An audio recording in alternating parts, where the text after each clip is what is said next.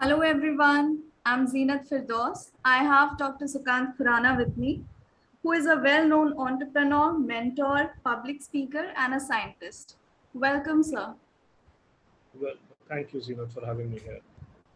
So, sir, I'd like to question you that how to write well in English, or let me put it this way: what are the tips of good English composition?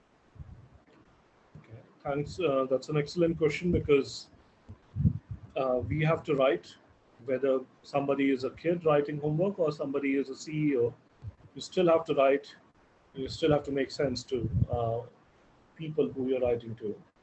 Now, who you're writing to, they are no longer obligated to read beyond your college education because that's the last time you're basically paying your professors to read your thing, right? So you have to make it very interesting once you're in job because somebody ought to be making something out of your writing, right? So, but let me actually make it very simple. The tips for good writing remain the same whether you're a 5-year-old kid or a 50-year-old CEO or a beginner in a job. So, writing is a creative medium, right, where you're expressing your thoughts, perspectives on different subjects. It can be on a very routine thing, it can be a work report, it can be vision document. Um, but to accurately convey your ideas fluently in writing requires a lot of finesse, it requires a lot of skill, right? Um, Conveying these things are integral part of one's life. So you have to do it not as a chore, not as a compulsion, but develop a love for good writing. So number one tip essentially in any writing in any language is determine what you want to write. What's the central idea? Is your central idea to convey the vision of a new bridge that you plan to build? Is the central idea that you need more money for the bridge? Is your central idea that you're unhappy with the workers working on the bridge? Or the central idea is to sack the chief engineer? Or your central idea is to motivate the existing workforce? Or your central idea is to buy more time because of some unforeseen reason. The central idea is to convince, let's say, the prime minister of a country that the region you're building bridge in, it requires 20 other such bridges because let's say it will make travel so much better in a particular mountainous region and will transform the economy.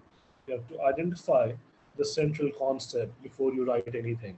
The central idea connects, you know, different parts to create one theme. So it has to have an introduction, a body, and a conclusion. And I'm not talking of scientific writing alone, I'm talking of any kind of writing. And this introduction, body, and conclusion may sound very formal division. If you're even writing a romantic letter, it can still have that. You're writing an obituary, it can still have that. So there can be introduction, body, and conclusion of your writing, irrespective of whether you're writing about bridge in manners we discussed, a love letter, a resignation letter, an obituary, it still has to follow the basic premise that you're introducing, you're having the main text, and you're concluding. And the central idea should connect all of them. You should not go on tangents unless there is a very interesting creative reason for that. Uh, so there are reasons to have multiple parallel narratives in the been interesting movies, but in most of your real life scenarios, you're not going to deal with it much, right?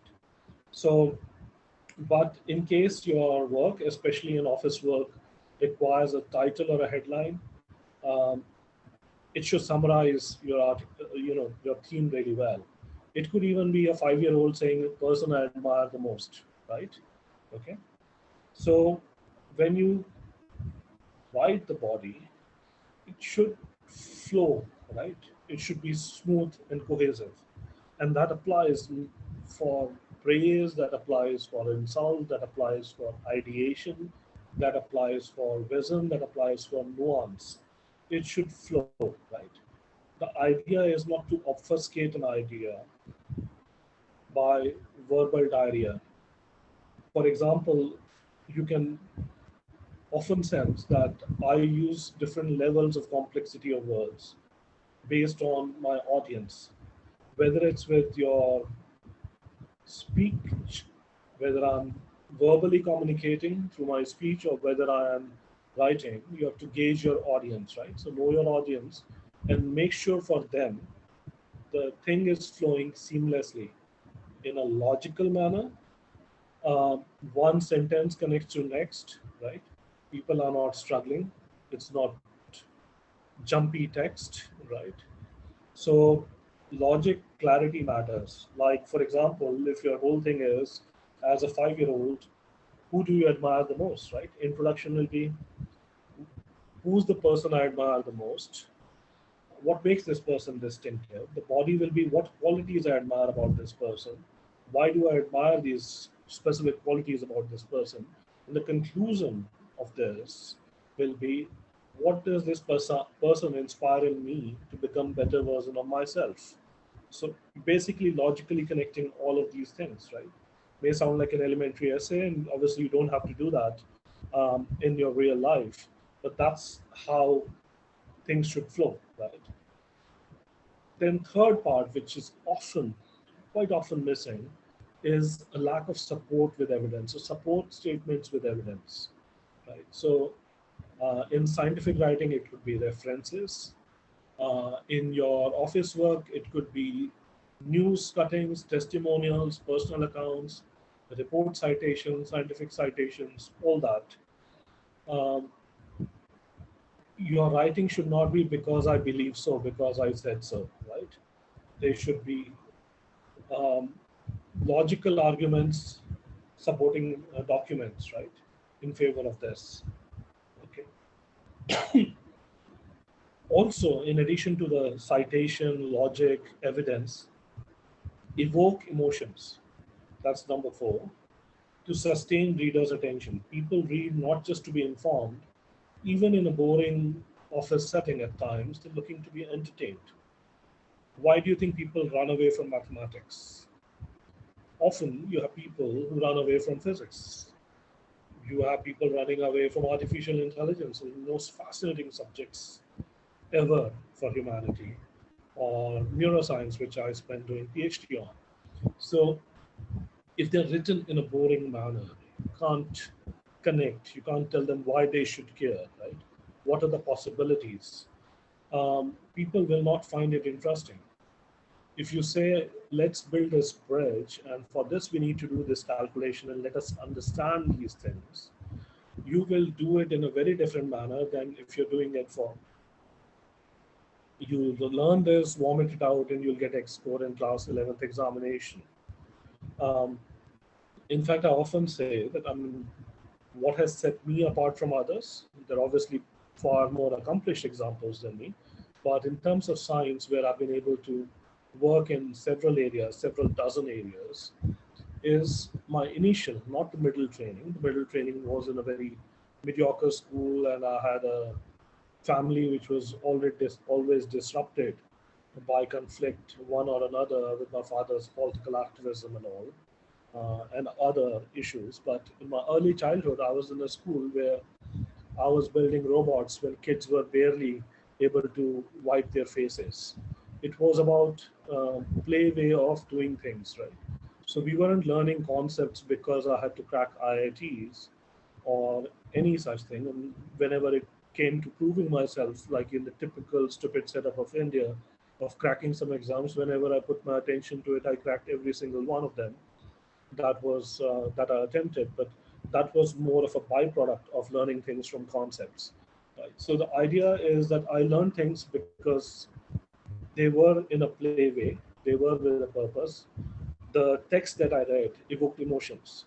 Some of my favorite American authors and Soviet authors, when Soviet Union was there, you can tell how old I am. So when I was a kid, Soviet Union still existed, and I used to read wonderful physics books, rocket books, how to build ships, how to build submarines. I don't think you'll imagine some 10-year-old reading how to build submarines, which I was reading at the age of 10. So I wasn't reading physics principles because of that, right? I wasn't reading biology principles because I had to score well. So if something evoked passion, right? Not everything has to be extremely passionate. You can't write to your boss something about great passion. If I get an email from any of my workers, which, and at least if it becomes repetitive, it's about passion, right? In how they felt about certain meeting or how they felt about something, I may kick them out, right? But there has to be emotion, the right level of being in. There have to be use of the right metaphors, right similes, right, to help understand things, right? It should not just be facts. And to take the writing to the absolute zenith, right, height of the composition, develop a style which is uniquely yours. Like, I'll give you an example from my co-founder Ramesh.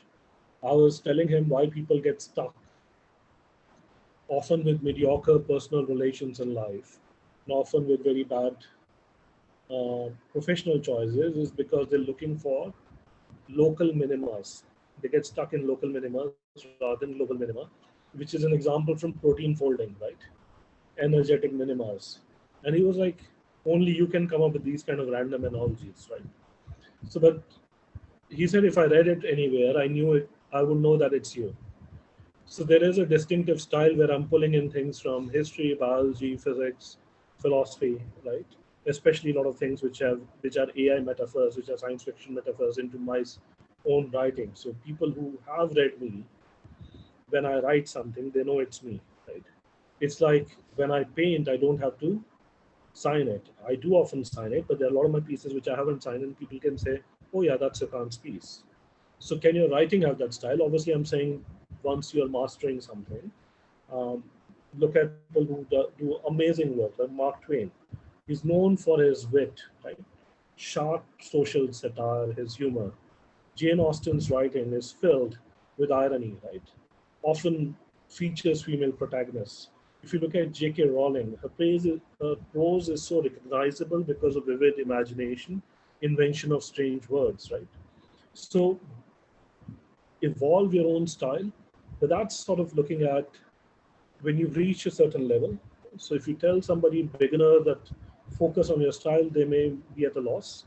So start the thing by simply looking at the basic thing that there has to be a story to be told, a message to be told, there has to be a central idea, number one. Number two, the composition should have be smooth and cohesive, broken down into three parts: introduction, body, and conclusion. Number three, there should be supportive evidence. Number four, there should be emotion to sustain readers' attention.